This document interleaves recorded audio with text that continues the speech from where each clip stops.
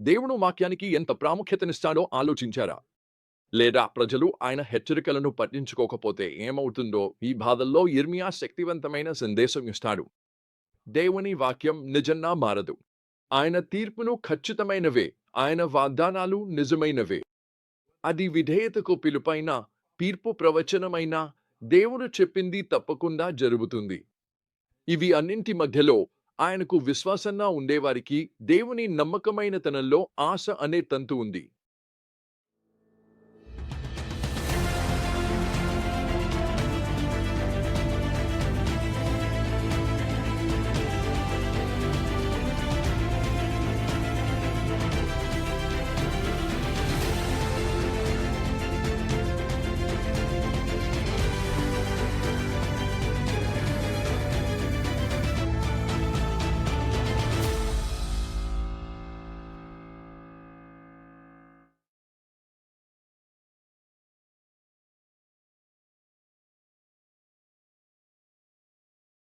ఎక్కడ ప్రధాన విషయం ఉంది.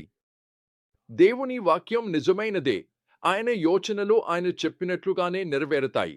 అది బబులోను తీర్పు సాధనంగా ఎదగడమైనా లేదా ఆయనను తిరస్కరించే జనాంగార పతనమైనా. దేవుడు అన్నింటికీ అధిపతి. ఆయన మాట వినేవారికి, విధేయత చూపేవారికి ఆయన సన్నిధి మరియు పునరుద్ధరణ అనే వాగ్దానం ఉంది.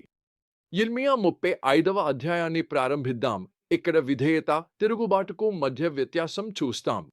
దేవుడు యిర్మీయాకు రేఖాబీయులను ఒక కుటుంబాన్ని దేవాలయానికి తీసుకురావాలని, వారికి ద్రాక్షారసం ఇవ్వాలని ఆజ్ఞాపిస్తాడు. రేఖాబీయులు తిరస్కరించారు. ఎందుకంటే వారి పూర్వీకుడు యెహోనాదాబు వారికి ద్రాక్షారసం తాగకూడదు, ఇల్లు కట్టకూడదు, ద్రాక్ష తోటలు నాటకూడదు అన్నాడు. తరతరాలుగా అది అసౌకర్యంగా లేదా కష్టంగా ఉన్నా వారు ఆ ఆజ్ఞను విధేయంగా పాటించారు. దేవుడు వారి విశ్వాసాన్ని యూదా ప్రజలను లజ్జపెట్టడానికి ఉపయోగిస్తాడు. ఆయన అంటాడు, యెహోనాదాబు సంతానం తమ పితామహుడు ఇచ్చిన ఆజ్ఞను పాటించారు, కానీ ఈ ప్రజలు నన్ను విధేయంగా అనుసరించలేరు. యిర్మీయా 35:16 రేఖాబీయులు శతాబ్దాలుగా మానవ ఆజ్ఞను పాటించారు, కానీ యూదా ప్రజలు దేవుని నేరుగా ఇచ్చిన ఆజ్ఞలను పాటించలేకపోయారు. పాఠం స్పష్టముంది. దేవునికి విధేయత ముఖ్యం, అవిధేయతకు దాని పరిణామాలు ఉంటాయి. ఇప్పుడు విస్తృత దృశ్యాన్ని పరిశీలిద్దాం. యిర్మీయా 46 నుంచి 49 వరకు అధ్యాయాలలో యిర్మీయా అనేక జాతులపై ప్రవచించాడు. ఈజిప్టు, ఫిలిస్తీయులు, మోయాబు, అమ్మోను, ఏదోము మరియు ఇతరులు. ఈ ప్రవచనాలు తీవ్రమైనవి, నాశనం నిరాశను చిత్రించే స్పష్టమైన దృశ్యాలతో నిండినవి. ఉదాహరణకు, మోయాబు అనే జాతి తన గర్వం, స్వయంపూర్తితనానికి ప్రసిద్ధి, దాని ముద్దులో వదిలిపెట్టిన ద్రాక్షారసల్లా మారకుండా స్థిరంగా ఉందని వర్ణించబడింది. దేవుడు అంటున్నాడు, నేను మనుషులను పంపిస్తాను. వారు గిన్నెలతో పోస్తారు, ఆమెను పోస్తారు, ఆమె గిన్నెలను ఖాళీ చేస్తారు, ఆమె కలశాలను పగలగొడతారు. యిర్మీయా 12 అంటే మోయాబు నిర్లక్ష్యం పూర్తిగా ధ్వంసమవుతుంది. అదేవిధంగా ఎదోము అనే జాతి తన పర్వత కోటలపై నమ్మకముంచింది. నీ గూడు గద్దల వలె ఎత్తుగా కట్టుకున్నా అక్కడి నుంచే నేను నిన్ను క్రిందికి దించుతాను అని హెచ్చరించబడింది. యిర్మీయా 49:16 ఈ దేశాలకు ఒక విషయం ఉమ్మడిగా ఉంది. వారు తమ స్వంత బలంపై, సంపదపై లేదా దేవతలపై నమ్మకం పెట్టుకున్నారు, ఒకే నిజమైన జీవించు దేవునిపై కాదు. వారి గర్వం మరియు తిరుగుబాటు వల్ల వారు తీర్పును ఎదుర్కొన్నారు. కానీ ఇక్కడ ఆశ్చర్యకరమైన మలుపు ఉంది. తీర్పు మధ్యలో కూడా ఆశ ఉంది. దేవుడు అంటున్నాడు, అయినప్పటికీ నేను మోయాబ్ అదృష్టాన్ని తిరిగి స్థాపిస్తాను. యిర్మీయా 48:47 అలాగే నేను అమ్మోనీయుల అదృష్టాన్ని తిరిగి స్థాపిస్తాను.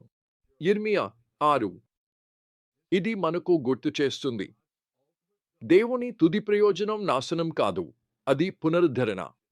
మనలను తన వైపు తిరిగి తీసుకురావడానికి ఆయన శిక్షిస్తాడు. ఈ సత్యాలను మనం ఈరోజు ఎలా వర్తించాలి? మొదట దేవుని వాక్యాన్ని గంభీరంగా తీసుకోవాలి. రేఖాబీయులు తమ పితృపురుషుల ఆజ్ఞను ఎలా పాటించారో మనము దేవుని ఆజ్ఞను పాటించాలి. కర్తవ్యంగా కాదు, ఆయనపై ప్రేమతో, భయభక్తులతో. దేవుడు మాట్లాడినప్పుడు శాస్త్రం లేదా పవిత్రాత్మ ప్రేరణ ద్వారా మనం వినాలి, చర్య తీసుకోవాలి. రెండవది, మన విశ్వాసాన్ని ఎక్కడ ఉంచుతున్నామో పరిశీలించుకోవాలి. మోయాబ్లా మన బలాన్ని లేదా వనరులను నమ్ముకుంటున్నామా? లేక రేఖాబీయుల్లా కష్టమైనప్పటికీ విశ్వాసంగా నిలిచిపోతున్నామా? దేవుడు గర్విష్ఠులను వ్యతిరేకిస్తాడు, కానీ వినయవంతులకు కృపను ఇస్తాడు.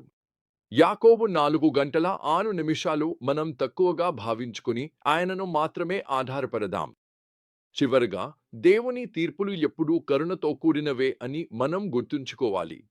మన చర్యలకు ఫలితాలు ఎదురైనా దేవుని హృదయం మనలను పునరుద్ధరించడమే. మీరు ఆయన నుండి దూరమయ్యారంటే తిరిగి రావడానికి ఉత్తమమైన రోజు. ఆయన చేతులు తెరిచి ఉన్నాయి. ఆయన వాగ్దానాలు నిజమైనవే. ఈ ప్రపంచం చాలా సార్లు గందరగోళంగా అనిశ్చితంగా అనిపించినా ఇర్మియా సందేశం దేవుడు నియంత్రణలో ఉన్నాడని మనకు గుర్తు చేస్తుంది. ఆయన వాక్యం స్థిరంగా నిలుస్తుంది. ఆయన యోచనలు నెరవేరుతాయి. ఆయన విశ్వాసం ఎప్పటికీ నిలిచిపోతుంది. కాబట్టి మనం ఆయనకు విధేయతతో జీవిద్దాం. ఆయన పరిపాలనను నమ్ముదాం. ఆయన పునరుద్ధరణ ఆశను పట్టుకుని ఉంచుదాం. ఎంతటి పరిస్థితి వచ్చినా, ప్రతి పరిస్థితిలోనూ దేవుని రాజ్యమే చివరి మాట చెప్పుతుంది.